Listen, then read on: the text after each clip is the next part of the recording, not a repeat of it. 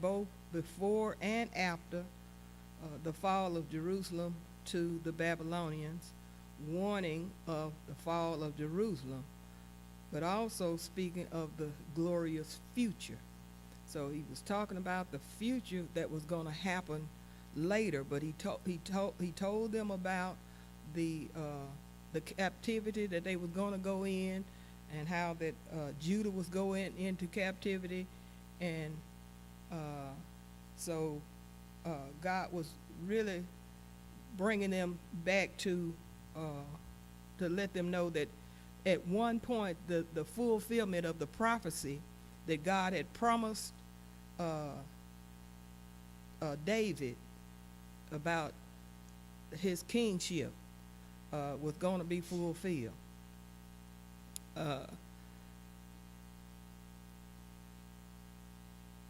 In the last days.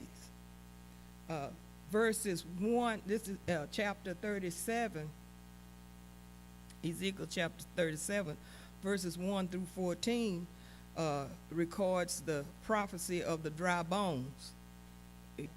And we talk verses 1 through 14 talked about the dry bone, the resurrection of the dead nation.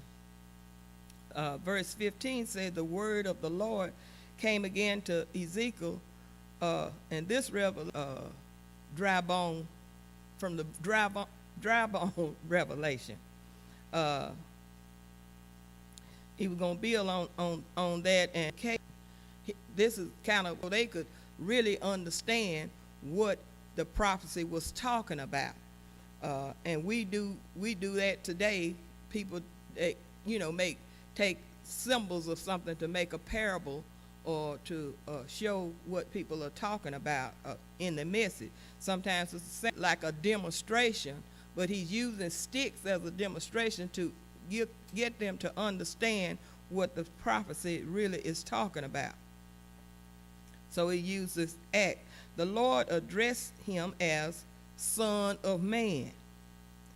The title emphasizes his humanity before God, to stress the distance that separates man from God. The Lord instructed Ezekiel to take 2 sticks. On one, he was to write for Judah and for the children of Israel, his companion. Judah referred to the southern Israelite kingdom. Judah was the major tribe of this kingdom, but Benjamin and parts of other tribes were included. This is the southern kingdom. Now, can anyone tell me how this southern kingdom got formed? How the southern kingdom got formed. Now remember, we're talking about the restoration of the whole nation of Israel, because they were divided. They was divided into 2 kingdoms, the southern kingdom and the northern kingdom. So how did this division come about? Does anybody remember how the division came about? We probably need a mic.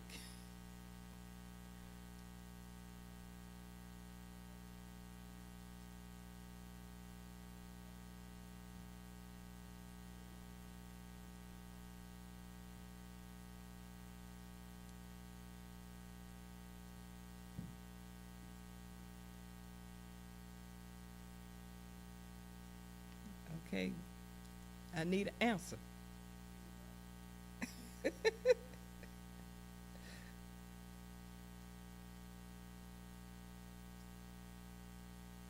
Can anybody got an idea of how that Israel got split into 2 kingdoms?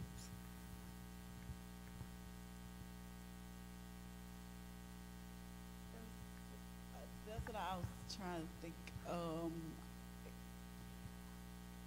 I'm kind of bits and pieces, like Elder Jackson said. I think it had something to do with 2 brothers, or something.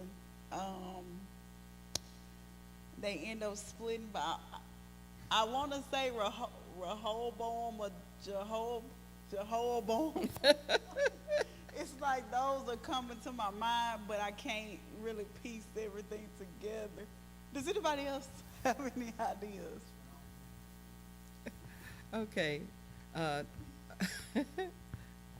uh, Reverend Bale, you ain't got nothing?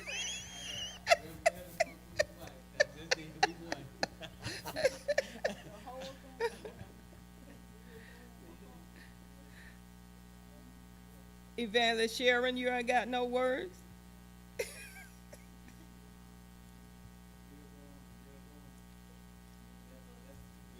That's but we don't know what happened after that. I know it was two. It's 10 in the southern kingdom, man, and then 2 in the northern kingdom. Is that right? I'm asking. You're in the class, right? I'm asking y'all. The class, I know nothing. You I heard what they know. You're not asking us, you're asking class. No, I'm asking you, Bishop. The class don't know nothing. They ain't saying nothing. Oh, okay. This southern kingdom was formed after Solomon's reign. Remember, Solomon reigned, then Solomon died. Okay, when Solomon died, when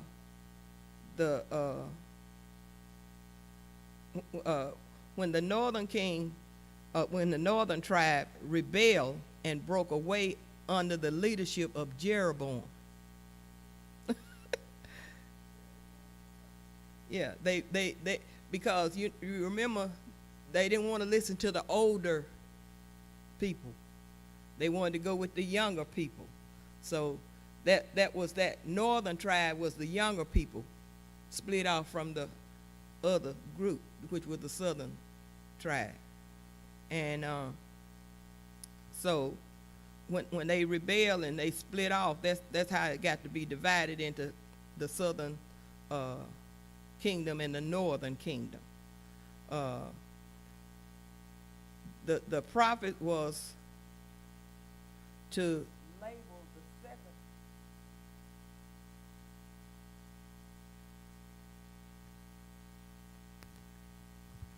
Well, to label the second stick as belonging to Joseph, that is Ephraim and associated tribe. This stick represented the northern kingdom. Joseph is mentioned because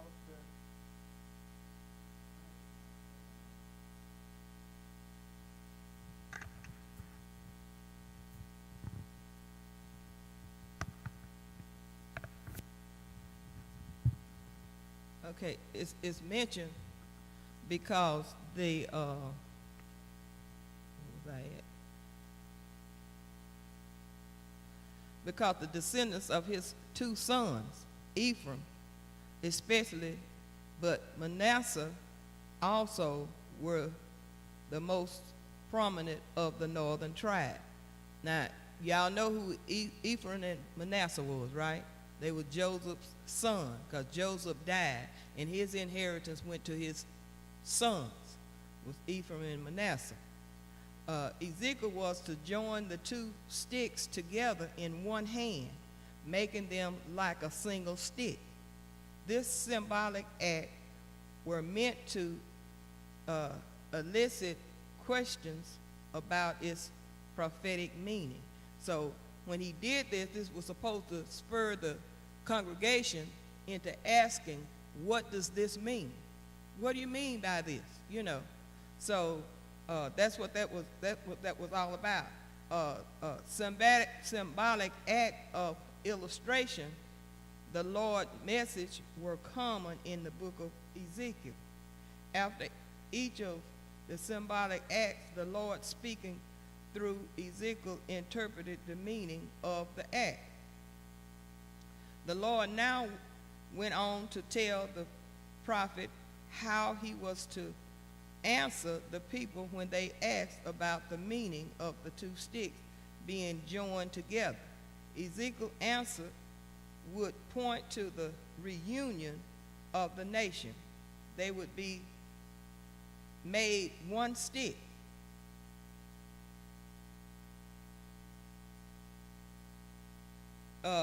Points to a point. The point is clear that divided people would be divided no more.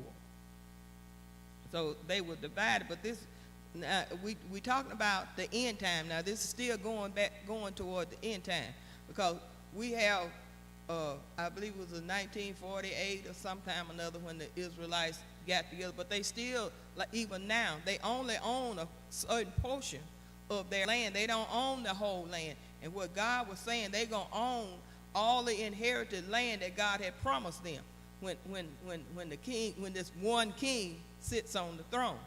And so now, right now, we still looking for this particular time. What we talking about in this lesson, we still waiting on this particular time to come, because it hadn't made it here yet.